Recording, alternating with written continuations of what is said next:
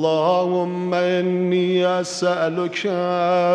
وأتوجه إليك بنبيك نبي الرحمة محمد صلى الله عليه وآله يا أبا القاسم يا رسول الله يا إمام الرحمة يا سيدنا ومولانا إنا توجهنا واستشفعنا وتوسلنا بك إلى الله وقدمناك بين يدي حاجاتنا يا وجيها عند الله اشفع لنا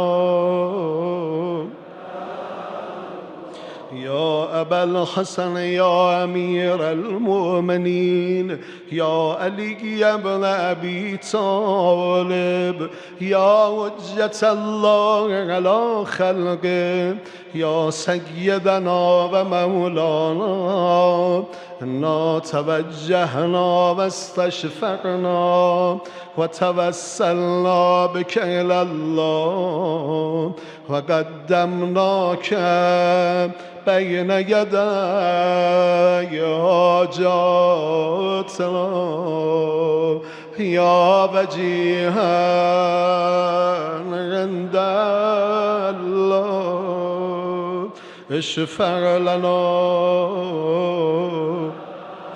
يا فاطمة الزهراء يا بنت محمد يا قرة عين الرسول يا سيدتنا ومولاتنا إنا توجهنا واستشفعنا وتوسلنا بك إلى الله وقدمناك بين يدي حاجاتنا يا وجيهة عند الله اشفعي لنا